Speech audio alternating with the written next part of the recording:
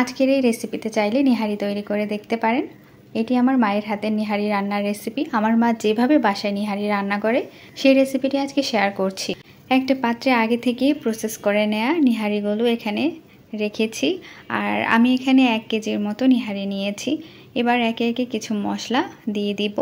প্রথমেই দিচ্ছি লবণ স্বাদ মতো, আর এখানে হাফ চা চামচ দিয়েছি মরিচ, দিয়েছি সামান্য হলুদ, আর দিয়েছি হাফ চা চামচ ধনিয়া, জিরা দিচ্ছি হাফ চা চামচ, আদা রসুন আর পেঁয়াজ বাটা দিয়েছি এখানে 1 চা চামচ। এবার পরিমাণ মতো পানি দিয়েছি।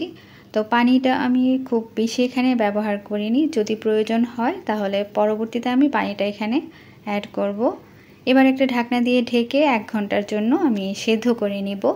নিহারিতে দেওয়ার জন্য স্পেশাল একটা মশলা তৈরি করে নিব। এখানে আমি নিয়েছি 5-6টার মতো সবুজ এলাচ, একটা বড় এলাচ, আর নিয়েছি পিপুল মশলা 2টি, 1টি স্টার মশলা নিয়েছি, আর জয়ফল এখানে অর্ধেকটা দিয়েছি, আর এখন দিয়ে দিচ্ছি জয়ত্রী অর্ধেকটা, আর দারুচিনি 2টি নিয়েছি, এখানে গোলমরিচ আর সামান্য লবঙ্গ, শাহি জিরা আর মৌরি নিয়েছি, যেটাকে মিষ্টি জিরা বলে।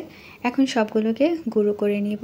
আমি মশলাগুলোকে টেলে নিইনি, কাঁচা মশলাগুলোও গুঁড়ো করে নিয়েছি। মশলা এখানে যতগুলো নিয়েছিলাম পুরাটা আমার লাগেনি, হাফ মশলা এখানে নিয়েছি। তো তারই মধ্যে নিহারিগুলো সেদ্ধ করা হয়ে গেছে, একদম ভেতরে জেলাটিনগুলো বের হয়ে গেছে এবং মাংসগুলোও খুলে খুলে গেছে।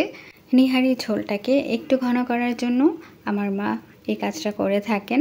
একটা পাত্রে আমি এখানে 2 চা চামচ পোলাওর চালের গুঁড়ো নিয়েছি, চাইলে পোলাওর চালটাকে বেটেও দেওয়া যাবে। এবার সামান্য পানি মিশিয়ে ভালো করে মিলিয়ে নিচ্ছি। এখন নিহারির মধ্যে এই পানিটাকে দিয়ে দিলাম আর খুব ভালো করে জাল করে নিব। সেই সাথে আরও 10 থেকে 15 মিনিট এটাকে জাল করব, যাতে করে প্রপারলি সেদ্ধ হয়ে ঘন হয়ে যায় চালের গুঁড়াটা। আর যে স্পেশাল মশলাটা তৈরি করেছিলাম সেই মশলাটা দিয়ে দিলাম, দিয়ে এখন আরও 10-15 মিনিটের মতো আমি জাল করে নিব।